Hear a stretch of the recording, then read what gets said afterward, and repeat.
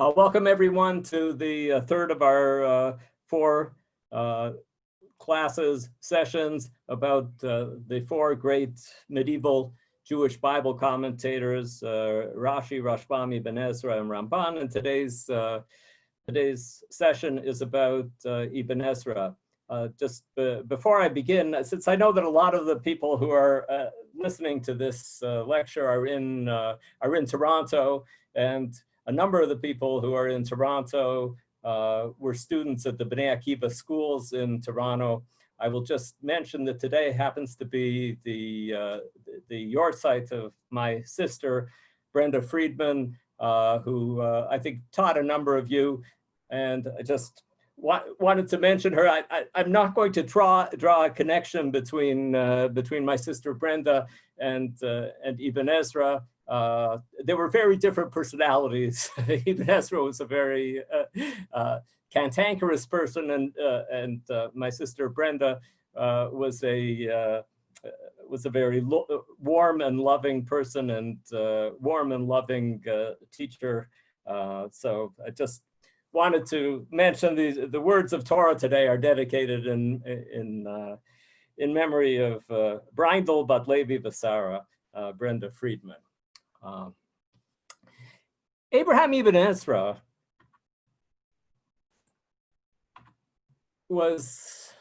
he's probably the outlier of the group of four Parshanim that we are doing in this series. You'll see his years. There's a bit of controversy about when he was born. It's clear that he was 75 years old when he died. He was the only one of these Parshanim who wasn't a Talmudist, who didn't write a commentary on the Talmud. And later on in this session, I'll talk a little bit about Ibn Ezra's knowledge of Talmud and knowledge of rabbinic literature in general. But Rashi, Rashbam, and Ramban, the other three commentators that we're looking at, probably spent most of their time on Talmudic literature and dealt with the Bible on the side. Ibn Ezra, as I said, was not a Talmudist. He was the only one of the four who grew up in a Muslim country. He grew up in the so-called Golden Age in Spain. I'm sure that most of you know that the Golden Age in Spain is a little bit of a tendentious name. It was Jews who were trying to argue that it was a good idea to emancipate the Jews of Europe in the 18th, 19th century, coined this phrase, the Golden Age in Spain, arguing that at a previous period of history, the Jews and the Muslims and the Christians all got along extremely well in Spain. And there is some truth to this, like all overgeneralizations. There is some truth to the fact that Jews were doing fairly well in Spain until the year 1148. Ibn Ezra, for unclear reasons, left Spain before 1148. 1148 was the end of the Golden Age in Spain, but Ibn Ezra became the Marco Polo of the Jewish world. He moved around the Jewish world, traveling east through North Africa, through Israel, and he says that he reached as far as India. I have no reason not to believe him. And then he came back. West. And he wrote most of his books when he lived in Italy and when he lived in northern France. He lived in northern France at the same time that Rashbam lived in northern France. Ibn Ezra was like 10 years younger than Rashbam, and they were both writing commentaries on the Torah, and and they were both very interested in Pshat, and it seems unusual, but it's likely that they never actually met. There is a description of a correspondence that we have evidence of a correspondence of Abraham Ibn Ezra corresponding with Rashbam's younger brother Rabbeinu Tam, but we don't have any direct evidence of contact between Rashbam and Ibn Ezra. Even Ezra, if he was not a Talmudist, that does not mean that he wasn't an educated person. He was a polymath. He studied everything. He studied philosophy. He studied everything that was out there to study in those days. He was an expert in philosophy. He was an expert in astronomy. He wrote books in these subjects. He was an expert in astrology, which was considered a science by most people who lived in that period. And Ibn Ezra believed in astrology. He said that when the Gemara says "Ein mazal Yisrael," it means that the astrological signs do not control the Jewish people in the way that they control other people in the world. But he was interested in astrology. He knew Arabic. He was able to read Judeo-Arabic, which gave him knowledge of books that had been written in about Hebrew grammar by the great grammarians Yehuda Chayuz and Yoda ibn Janach, and he had this knowledge. They wrote Hebrew grammar books in Arabic, and because he could read Arabic and because he could read Judeo-Arabic, he was acquainted with their works.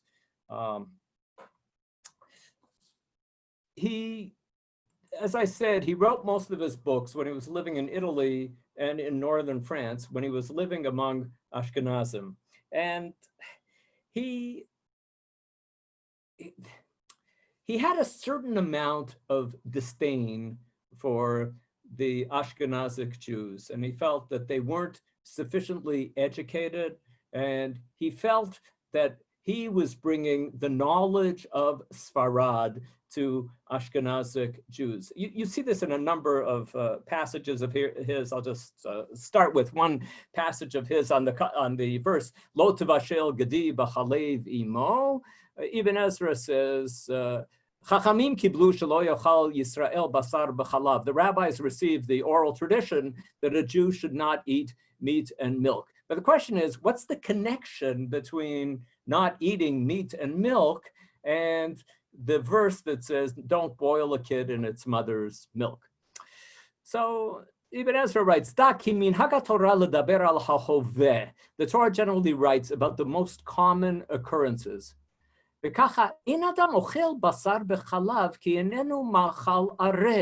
And people, in general, people don't eat meat, milk that was cooked together, since it is not a tasty food. I think there might be some people who would disagree with him. I don't have, of course, any opinion on this subject about whether it is or is not a tasty food, but he says that in general, people don't eat it. והבשר לא יתבשל רק בזמן רב, והחלב אינו כן. כי אין המנהג עד היום בארץ ישראל שיאכל אדם טלה מבושל בחלב. The problem with eating meat and milk cooked together is that it takes a long time to cook meat and it takes a short time to cook milk, and so it doesn't work out very well when you cook them together. And that's why you can never find in Muslim countries today people eating a goat that was cooked with milk. But to save time, I'll just read the continuation of it only in the English, but those of you who can look at the Hebrew in the slide. But since the meat of a kid, a baby goat, isn't moist, they do cook a kid in milk. So in other words, while cooking meat and milk together is something that people wouldn't normally do, I know from my knowledge of what goes on in Muslim countries that that's one form of cooking meat and milk together, which is a popular way of doing this. And then he turns to his Ashkenazic audience here and says to them, don't be surprised. I know that no one in these countries eats kids. Nobody eats baby goats in this country. But all the doctors say that there is no meat as good as it is, and they even allow sick people to eat it. And today, people eat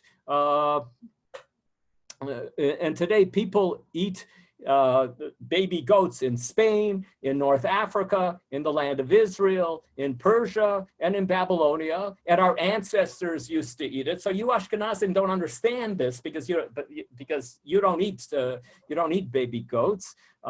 I saw somebody tried to raise a hand. It's probably better if someone writes a comment in the chat than raising a hand. Okay, so I see that there are some comments here in the chat, but if no questions yet, if somebody has a question to ask, it'd be better to ask it in the chat. Okay, so this is one comment of his that shows that he's not enamored by the Jews of Ashkenaz, but that he feels that he can teach them a little bit about how the world works and how how his knowledge of the world helps us understand the Torah better. We see stronger things that he wrote about Ashkenazic Jews. In one of his grammar books, he wrote a number of grammar books. In Sefer Safa Brura, he writes, Ein Safek Shehem, meaning Chazal, the rabbis, Yadu Haderach HaYeshara Kasher Hi, Al-Kain Amru Klal Ein Mikra Yotzeh Midei Pshuto. Without doubt, the Talmudic rabbis knew the straightforward interpretation of the biblical text. And that's why they formulated the rule that a verse never departs from its pshat, plain meaning. We saw Rashbam quoting that line also last week in order to explain why he was interested in pshat, because Ein Mikra Yotzeh Midei Pshuto. Rashbam actually said that the rabbis realized this, but they didn't attune themselves to pshat because they realized that the most important level of meaning of the text was the midrashic level of meaning of the text, and that's why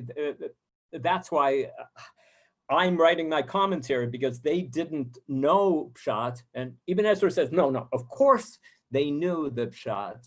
Hadrash hu tosefet ta'am. When they offer a midrash, it's just, an added level of meaning. But then he makes this comment assessing what he sees as going on, particularly in Ashkenazic countries. He writes, Hadorot haba'im samu kol drash ikar v'shoresh kerav Shlomo Zal. Later generations made midrash the center and essence of their study. For example, Rabbi Solomon, Rabbi Shlomo, Rashi.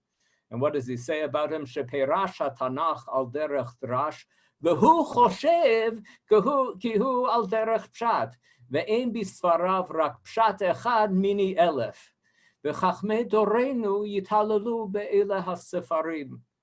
Rabbi Solomon wrote a midrashic commentary on Tanakh. He thought that he was writing pshat, and in his books, though, one comment in 1,000 is pshat. This is quite an insult to Rashi, saying that Rashi, while Rashi claimed to be writing pshat, 1 in 1,000 times he actually wrote the pshat. And these days, people love books like this. This is unhappy, even Ezra, complaining about the way people relate to the Bible and feeling that he has a better way of relating to the Bible. I mentioned that we have no evidence of any contact between Rashbam and Ibn Ezra, but it seems that late in life, at least, Ibn Ezra learned something about Rashbam's commentary on the Torah, on the verse in Parshat Lech Lecha, Va'avarcha mevarechecha umekalelcha aor. I will bless those who bless you. I will curse those who curse you. V'nivrechu v'cha kol mishpechot ha'adzama. Normally, we translate that as all of the families of the earth will be blessed through you. V'nivrechu. But Rashbam wrote in his commentary, you have it there, at the top of the slide, Rashbam wrote in his commentary, as we know, Rashbam's commentary, as we mentioned last week, Rashbam's commentary on the beginning chapters of Breshit was lost, including the commentary on this verse, but the phrase appears later on in chapter 28 of Breshit, and Rashbam writes, V'nivrechu lashon mavrich u'markiv, Klomar yitzarvu b'mishpachtecha kol mishpachot ha'adama So he says, I already explained this back in Parshat Lech Lecha, in the missing section of his commentary, but I mentioned last week Hillel Nevetsky's wonderful work of trying to reconstruct Rashbam's commentary on the last chapters. You can find on the earliest chapters of Breshit. You can find this at his website, alhatorah.org. You can find his attempt to reconstruct what Rashbam wrote in Lech Lecha. But here we find about the same phrase. Rashbam says, "V'niverchu" doesn't mean they will be blessed, but it means they will be grafted. They will be engrafted into all of the nations of the world will join in or have the potential of joining with the Jewish people. In other words, all the families of the earth will become intermixed with your family. And then Rashbam gives a grammatical argument for those of you who like Hebrew grammar.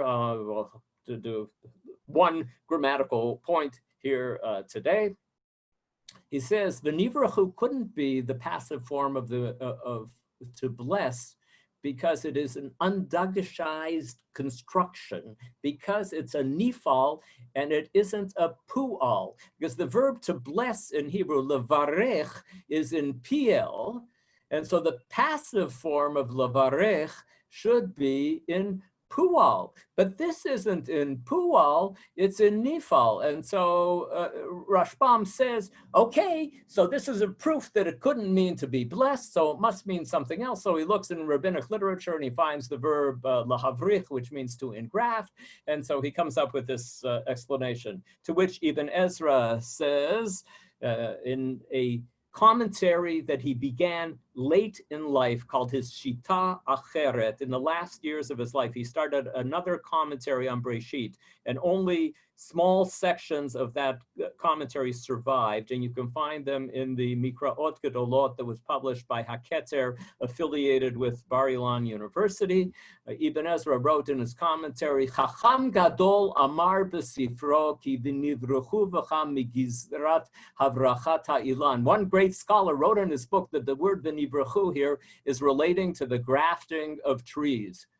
And he writes, Lo yadati hi mi hevio batzara hazot. I have no idea who forced him into this dreadful explanation. Yes. And somebody writes, Susanna writes, it's nifal. If it's connected to lahavrich, it should be hufal. Presumably, that is what Ibn Ezra says when he does not like this explanation. So if you have problems with this explanation, Ibn Ezra has problems with it also. And it does seem that that the verb beit resh kaf in Hebrew is an exception. Although I'm as many of you know, I'm a big fan of Rashbam. I don't think this is one of his most convincing explanations, and it is likely that the nivrachu here is the passive of levarech, even though it's a nifal instead of being a pu'al. Okay, for those of you who don't like Hebrew grammar, I think that was the last Hebrew grammar comment of today, and we'll go on. Okay, so that's one of the characteristics of Ibn Ezra is he was an unhappy Sephardi living in Ashkenazic countries and trying to bring some of the Torah of Sfarad to Ashkenaz. I'll just mention a novel that I truly love, Aleph Bet Yehoshua's novel, Masa El Tom HaElef, The Journey to the End of the Millennium, which the action in the novel takes place around the year 1000, and it's a story about Ashkenazi Sephardi tensions 1,000 years ago, when the Sephardim were the ones who saw themselves as being the cultured people and the educated people, and the Ashkenazim were not.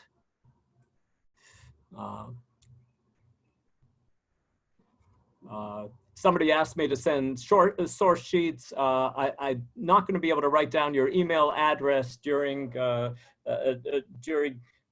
session here, but if you send me an email to Lockshin, LOCKSHIN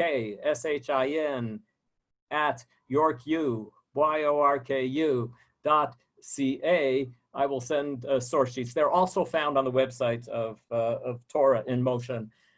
But I'm happy to share the source sheets for anybody who writes me, or anybody who wants to ask any question and discuss anything afterwards. Please feel free to write me. Okay, so Ibn Ezra is also famous in many circles for being what some people claim is a proto-biblical critic, of expressing some surprising ideas about the authorship of the Torah text. And we'll look at the classical example here. I'm sure a number of you have studied this before, but perhaps not everybody. The verse, again, at the beginning of Parshat Lech Lecha, when it says that Vayavor Avram ba'aretz ad makom Shechem ad Elon Moreh v'haknaani az ba'aretz. Abram passed through the land, and he came to Shechem, and the Canaanites were then in the land. So the implication of the Canaanites were then in the land is a difficult phrase, because generally if I say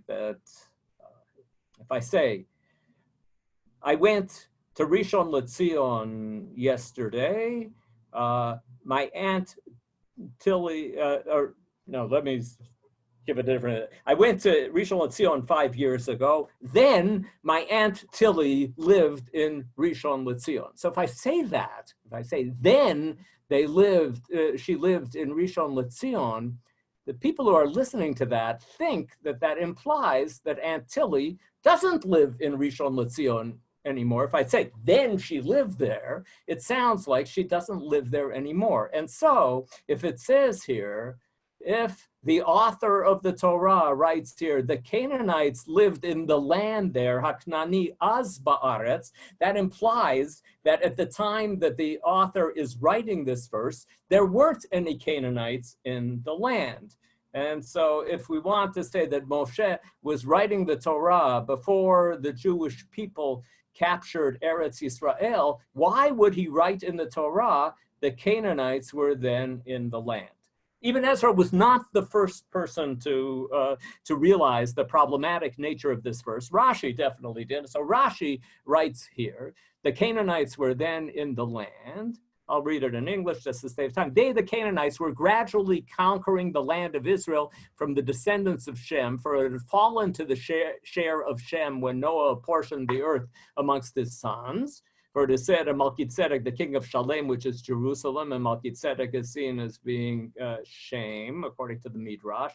For this reason, the Lord said to Avram, to your seed will I give this land, in some future time I will return it to your children, who are descendants of Shem. So Rashi constructs this history that the land of Israel used to belong to, in the beginning it belonged to the Semites, and then it was captured by the Canaanites, and then the Jewish people, the Semites, came back and recaptured the land. And so Rashi says that when it says here, the Canaanites were then in the land, it means that we're not in the oldest period of history, which was when the land of Israel belonged to the Semites. It was in that middle period.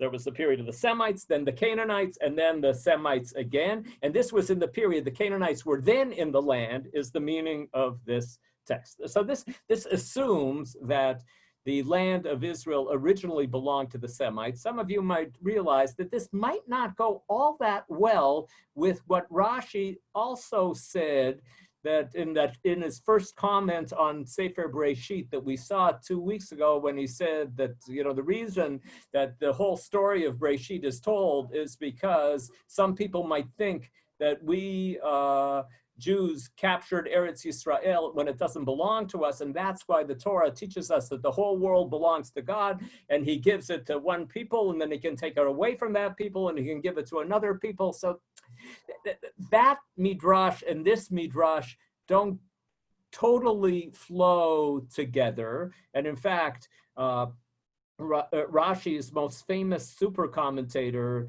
Mizrahi writes about this. Agadot halukot. Apparently, these midrash disagree with each other, and Rashi will sometimes quote midrashim that do not agree with each other. But be that as it may, that's how Rashi manages to solve here the problem of the alleged anachronism here of yes. I'm just looking at a comment here on the chat. Rashbam says that Rashi didn't write a Pshat commentary very well, but he will. And now Ibn Ezra says that Rashbam didn't write a Pshat commentary, and he will. 100%. That's right. That's what everybody is doing here. Rashi says he's going to write Pshat. Along comes Rashbam. Yes, sorry. Okay. So that's how Rashi solved this problem. What did Ibn Ezra say about this problem of the Canaanites were then in the land? He writes, so he's heard of the answer that Rashi gave, either from Rashi or from some other source, and he says, maybe it was the case that Canaan captured the land of Canaan from some other people, and then the Canaanites were then in the land, means they had already, captured the land. And then he says, and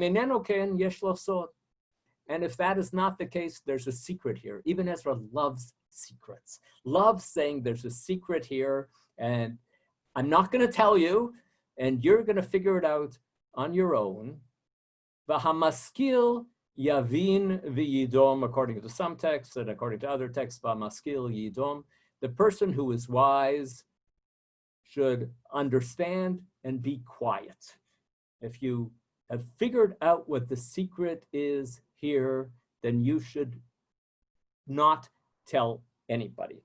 So in the 17th century, Spinoza famously wrote that he came to understand that Moses could not have been the author of the entire Torah from studying Ibn Ezra's commentary. And I said that he famously did it. He wasn't the first person to do it. In the 13th century already, a rabbi named Rabbi Yosef Tuv Elam, who wrote a super commentary on Ibn Ezra, said, that's the meaning of what Ibn Ezra is saying, that Moses could not have written these words because these words imply that they were written at a time when they were written at a time when the Canaanites were not in the land, and that's because the Jewish people had already captured the land from the Canaanites. So Ibn Ezra, I'm pretty convinced that from this passage and from some other passages of Ibn Ezra that we won't go in here too, that Ibn Ezra had a different viewpoint about the authorship of the Torah than Rambam's viewpoint about the authorship of the Torah. And of course, Ibn Ezra lived before Rambam, and that Ibn Ezra felt apparently that there could have been additions to the Torah after the days of Moshe, just as the Gemara records an opinion that the last 8 verses in the Torah were written by somebody other than Moshe, the verses that describe the death of Moshe. So also Ibn Ezra says that there are other verses. Rav Yosef Tuv Elam, who was the first person who said it explicitly, that that's what Ibn Ezra is saying, said, so what? What difference does that make? If it's prophecy, if it's the word of God, what difference does it make if the words were written a little bit later? So this is perhaps a surprising attitude of Ibn Ezra here, but we notice that Ibn Ezra also disagrees with people who express this same kind of attitude. Another verse that gives people a lot of problems when talking about seeing Moshe as the author of the entire Torah is the verse, Elah ha-malachim asher malchu be'eretz Edom lifnei meloch melech livnei Yisrael. A list in chapter 36 of Breshit of kings who ruled in Edom before there were any kings for Bnei Israel, but there weren't any kings for Bnei Israel until many, many years after Moshe. So how could Moshe write this? And so some people will say Moshe wrote this through prophecy, fine. Or other people say that Moshe was the first king of the Jewish people, and this means before Moshe was the king. Ibn Ezra writes, these are the kings who reigned in the land of Edom before any king reigned over the Israelites. Some say that this passage was written through prophecy. Yitzchaki wrote in his book, Ibn Ezra often quotes this man called Yitzchaki, and scholars are not sure who this is. Whatever work this is that he's quoting did not survive. And curiously, Ibn Ezra quotes many works that did not survive, and the only reason that we know about these works is because Ibn Ezra quoted them in order to argue against them. So Ibn Ezra did not like this work written by Yitzchaki, and the only way we know about it is from quotations. Ibn Ezra also quoted frequently, we'll say a little bit more about this later on in the session, often quoted from Karaite works that totally got lost and that we know about now only through quotations in Ibn Ezra. Yitzchaki wrote in his book that this passage was written in the days of King Yehoshaphat. So he solved the problem by saying that this was written in the day of the kings. And about this, Ibn Ezra says, correctly, his name is called Yitzchaki. Whoever hears such an interpretation would laugh at him. Kol hachi kara shemo Yitzchak, kol hashomea Yitzchak lo. This is laughable to give an interpretation like this. God forbid that we interpret that the passage refers to the days of Yehoshaphat.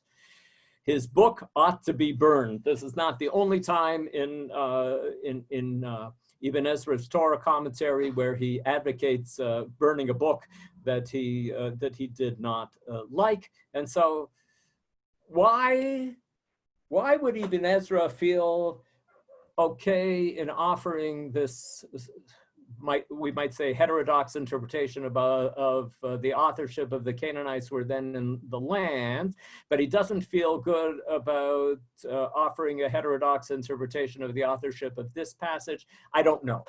And sometimes the answer is that people who have heterodox opinions think my heterodoxy is okay. Everybody else's heterodoxy isn't okay. It's okay if I want to go against the standard understanding of tradition, but I don't want somebody else to do it. Two comments that came in the chat. Did Ibn Ezra hold pantheistic views like Spinoza would have liked? No. Spinoza is pretending really to be depending on Ibn Ezra. Ibn Ezra is a tiny section of Spinoza's thought.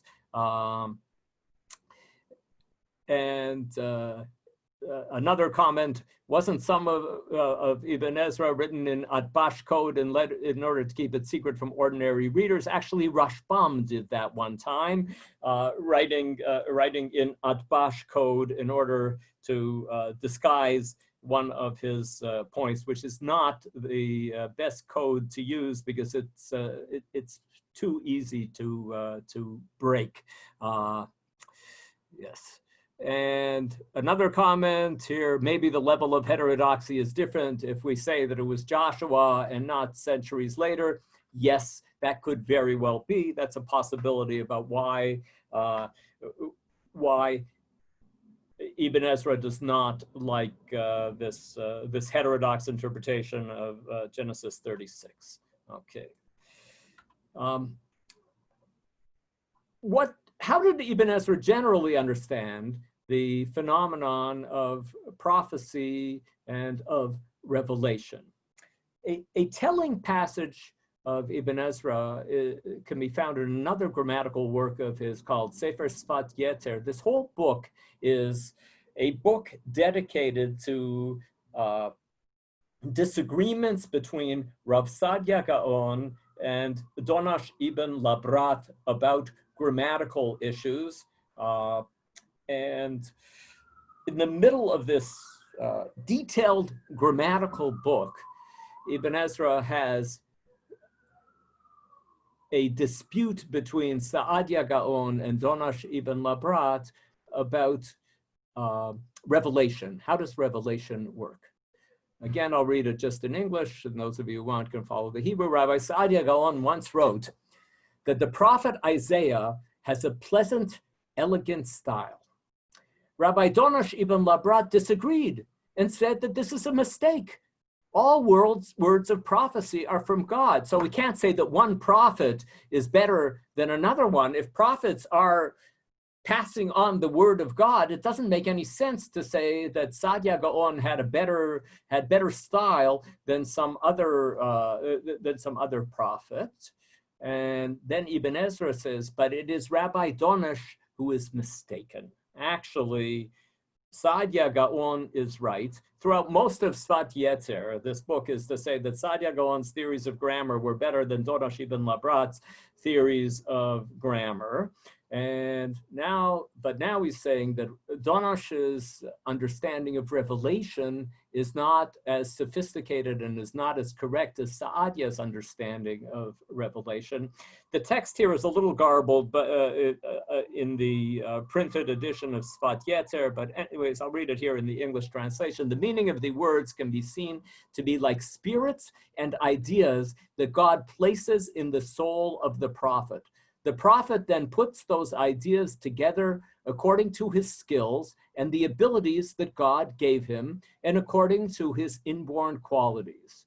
But that's not what this book is about. Oh, I forgot, I'm supposed to be writing a grammar book. Let's get back to grammatical issues. But along the way, he says, how does prophecy work?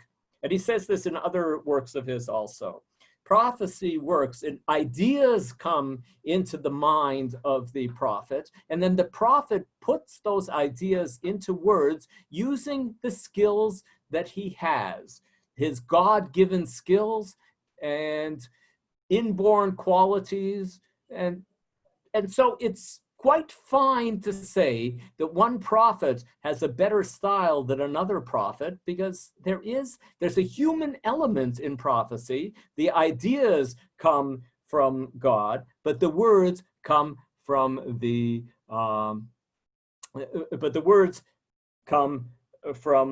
prophet himself.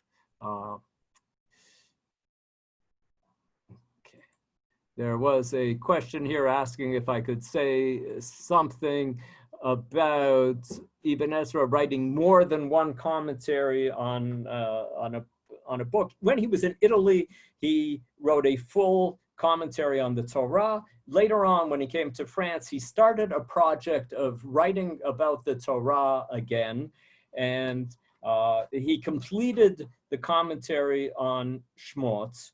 And in the standard Mikraot Gedolot that we have, for some reason, well, I guess it is a logical reason, we have the commentary that he wrote on Bereshit, Vayikra, the Midbar, and Devarim in his Italy version, but we have the later, we don't have the commentary that he wrote on Shmot when he was in Italy. It wasn't printed in the standard Mikraot Gedolot. We had his second edition, his longer edition that he wrote when he was living in France. And in some current editions of Mikraot Gedolot, you can find both the older commentary, the shorter commentary that he wrote when he was in Italy, and the later, longer commentary that he wrote when he was in France. Okay, so that's Ibn Ezra in general about revelation, and arguing that revelation does involve some action from the person receiving the revelation. And in the next series of texts are going to talk about, they're going to focus on Ibn Ezra's understanding of the interplay of philosophy and religion. Ibn Ezra, according to some historians, Ibn Ezra married Rabbi Yehuda Halevi's daughter. This may be the case. We know that they knew each other. We know that they considered themselves to be mishpacha. Was he actually Yehuda HaLevi's son-in-law? Maybe not. Rabbi Yehuda HaLevi, may he rest in peace, once asked me, why do the Ten Commandments, why does the Decalogue say, I, the Lord, am your God who brought you out of the land of Egypt?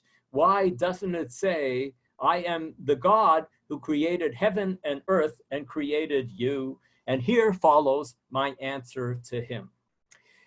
Some of you might recall that in the Kuzari, in Rabbi Yehuda HaLevi's famous work of philosophy, the Khazar king asked the Jewish spokesman, says to him, boy, you said something really stupid by starting by saying that God is the one who brought you out of the land of Egypt. Why don't you say that God is the one who created heaven and earth? That's how a normal religious person would begin his explanation of about his religion. Why didn't you begin by describing God as being the creator?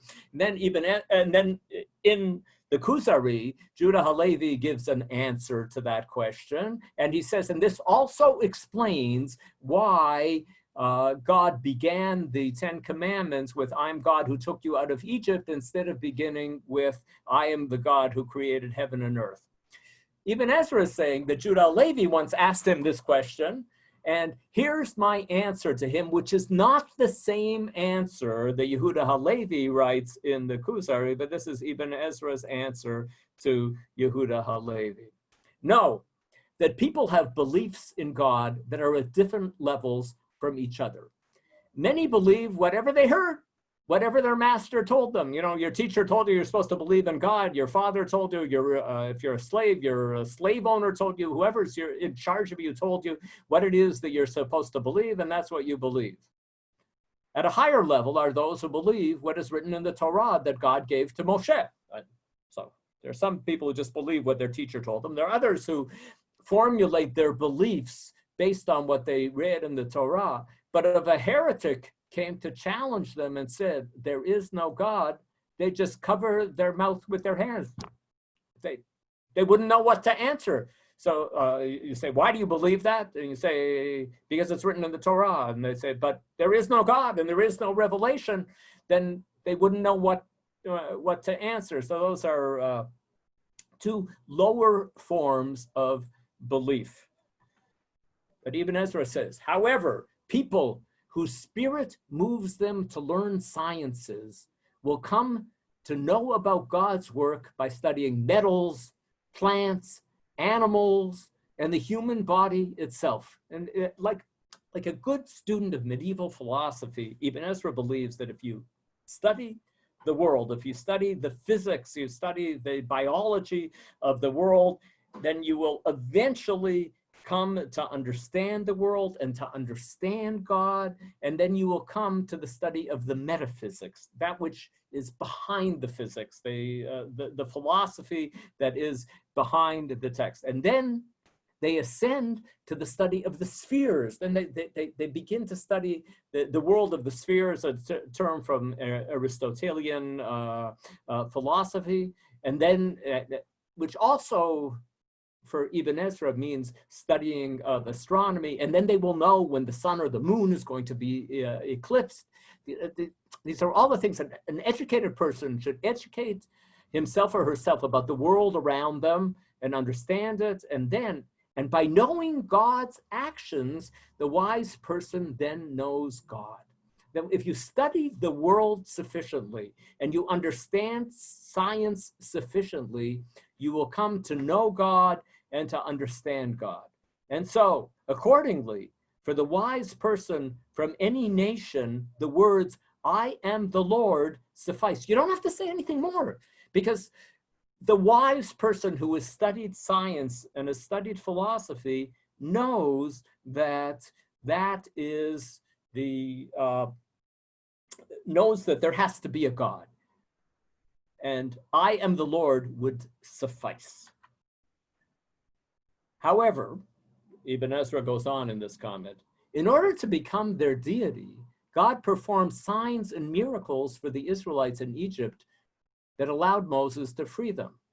Because of the miracles done by God in Egypt, Moses was able to say, "It has been clearly demonstrated to you that the Lord alone is God, since everyone, the learned and the unlearned, the great and the small, all saw these miracles." So what's good about miracles is that miracles work for everybody, for the learned and the unlearned, the great and the small. And that's why Moshe was able to turn to the Jewish people and say, "Ata horeita ladat," it's been proven to you that God is there through these miracles. And then Ibn Ezra says, accordingly, the Decalogue says, "I am the Lord, Anochi Hashem," addressing the learned person. Because for the learned person knows that there has to be God, because the person who studied sciences sufficiently realizes that there has to be God. And so if God was just speaking to the learned, he would have said, "Anochi Hashem." That's all that he would have had to say, is that I am the Lord. But then why does it say after that, "who took you out of Egypt"? And then it adds, "who took you out of Egypt," so that both the learned and the unlearned would understand.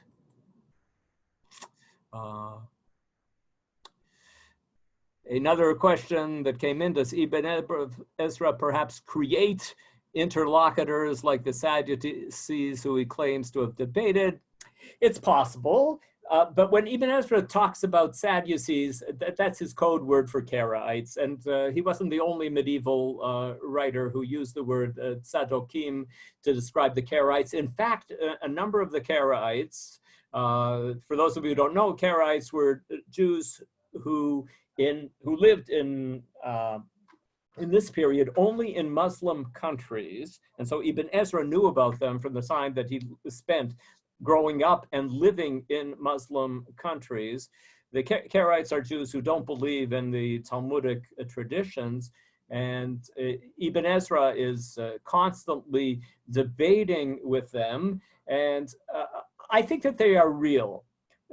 It's always possible that any writer might create a straw man argument of somebody who offers an interpretation that wasn't actually offered anywhere. But I think that Ibn Ezra was, for the most part, if not all the time, arguing against interpretations that really were out there, even if they didn't survive until today. So this brings us here to a difficult question about Ibn Ezra's loyalty to the halakha. It's not actually all that difficult to say that Ibn Ezra was loyal to halakha. He says it all the time. He says all the time, and I believe him, that he's loyal to the rabbinic tradition. You know, I looked to find examples from this week's Parshat HaShavua, from the Torah portion for this week, and I found actually 4 different times in the commentary on Bahar B'chukotai that he says, you know, we need the interpretation of the rabbis. I just gave you 2 of them here. V'hinei anachnu tzrichim lekabala al shana tmima, im lechama, im lelevana, v'im uberet. That in the rules about buying a house in a walled city, it says that the house can be redeemed ad melot shana tmima, until a complete year has passed. But it doesn't define what a complete year is. And so Ibn Ezra uses this as an opportunity to say that, of course, we need to have an oral tradition. There has to be a Torah sheba'al peh, because the Torah uses the term Shana Tmima, and it doesn't define what a year is. We don't know whether it's a solar year or a lunar year. And what happens if there's a lunar leap year? Would this law apply for 12 months, or would it apply for 13 months? And that's why we need the Talmudic tradition in order for us to know the proper interpretation of a biblical text.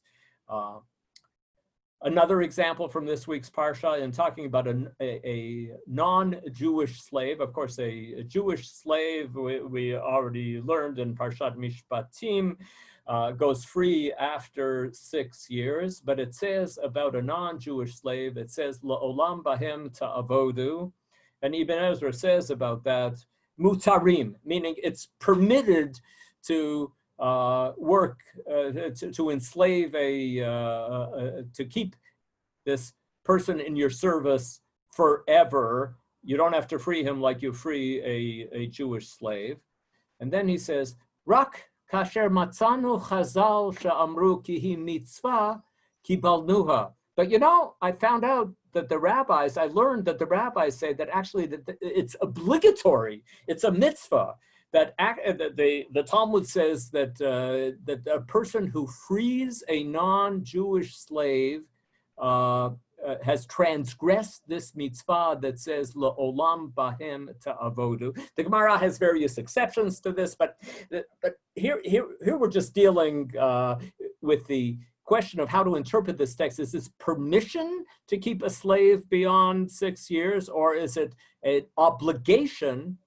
Ibn Ezra says, Kibal nuha. We accept what they had to say. You know, okay, I told you what the pshat is. I told you what the pshat is, but I accept rabbinic tradition, and he often says this, that he accepts rabbinic tradition, that he retreats from an interpretation. Last week, I showed you Rashbam's interpretation that said that the pshat is that a Kohen doesn't go to his wife's funeral. And Ibn Ezra on that passage says, you could have thought that that's what the verse said, but once I saw that Chazal said that a Kohen does go to his wife's funeral, he says, Batel haperush harishon. The first interpretation is canceled. That I'm loyal to rabbinic tradition, and I cancel that first interpretation. There was a question that came in the chat about possible influences of Ibn Ezra on Rashbam. I'm very doubtful that there were any influences of Ibn Ezra on Rashbam, but if you'd like to ask me more about that in an email afterwards, I'll be happy to talk about that. However, the problem is that Ibn Ezra doesn't always seem to be following rabbinic tradition. And he writes a number of things in his commentary that don't go along all that well with rabbinic tradition. For example, he writes, a ger who still observes his own religion, ger shehu al dato v'hu ger sha'ar. A ger sha'ar, it's a Talmudic term, but for a ger toshav, that means somebody who lives in your gate, but he hasn't converted. We're not talking about a convert. We're talking about a Gentile who lives in a place with Jewish jurisdiction, lives in your land on condition that he observes Shabbat. The condition for a non-Jew living among Jews is that the non-Jew has to observe Shabbat.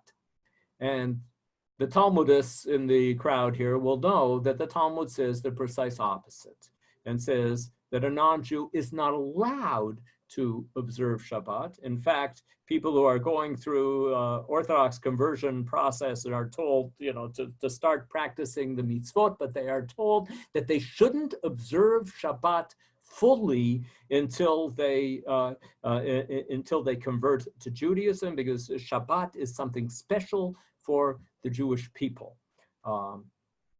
Ibn Ezra writes about the verse, Habachor asher teleid yakum al shem achiv hamet. He writes, the firstborn that she gives birth to should be named after the deceased brother. In the case of Yibum, in the case of Levirate marriage, that you name the child. And the Talmud says that, it mentions that interpretation or rejects that interpretation. That could not be the interpretation of the text. And Ibn Ezra says that is the interpretation of the text. Ibn Ezra writes, I searched through the Torah and I found 23 examples of infractions that are punished with karet. Well, people who have studied the Talmud know that there's a Masechet called Kritut, and the first Mishnah in Kritut tells you that there are 36 infractions for which you get karet. This leads to the difficult question of how much did Ibn Ezra know of the Talmudic tradition? I once discussed this question with Professor Uriel Simon here in Jerusalem, who is perhaps the world expert on Ibn Ezra, and he said to me that he figures that Ibn Ezra had an excellent Sephardic education, which did not include much of the Babylonian Talmud, and that in Sephardic circles in these days, the good education that a Jew received was studying the kind of condensed form of the Talmud that's found in Rav Yitzchak Alfasi's halachot, and that he probably knew Rav Yitzchak Alfasi's halachot, but Rav Yitzchak Alfasi's, the Rif's halachot, do not include any of the proofs from biblical texts. And so it's hard to say that he strays from halacha. It just might be that he doesn't know that he is saying something different from the Talmudic tradition because he is not an expert in the Talmudic tradition. I'm saying something that might be a little controversial. Perhaps some people would disagree with me about this, but I will say it anyways. I'm going to skip some of these and just go to the last text here and finish off here with, I think, a crucial point about Ibn Ezra's understanding of biblical interpretation, which again comes from a grammar book of his.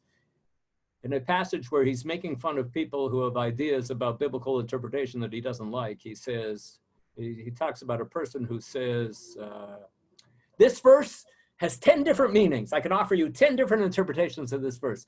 He's so proud of himself. He's making fun of somebody like this who says, I can offer you 10 different explanations of this verse. And when people hear about this, his reputation as an exegete rises. They say, oh, he came up with 10 interpretations of that verse. That's wonderful. And then Ibn Ezra says, but the opposite is true. For when he offers 10 explanations for a verse, he has no idea which one is true. In fact, the correct explanation might not even be included. So, offering 10 interpretations of a verse doesn't serve any purpose because, as he concludes this passage, for there is ki kol mechaber sefer navi haya o chacham ta'am echad lidvarav. For there is only one correct explanation for the words of any author, whether he be a prophet or a sage.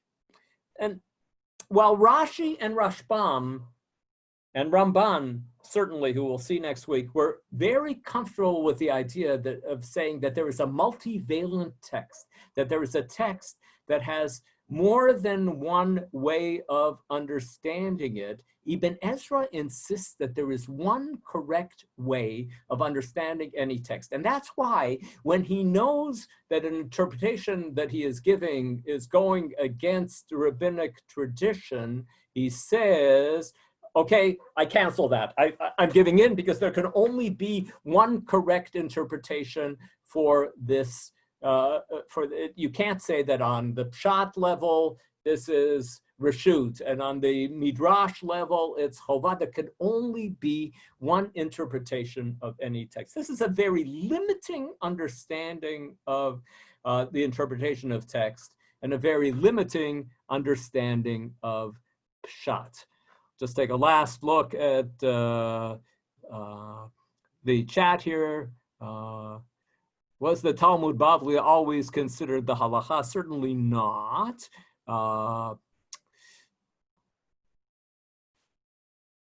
But there are in the Babylonian Talmud interpretations of text that are the common interpretation of the text. Someone asked, Okay, if even Ezra says, I'm accepting the rabbinic tradition, why didn't he erase or cross out the earlier explanation? A wonderful question. I wonder about that all the time. Is he hinting that that he does? Is he wink wink hinting that he does still like that interpretation, even though he didn't? He said that he didn't. Some critics say this.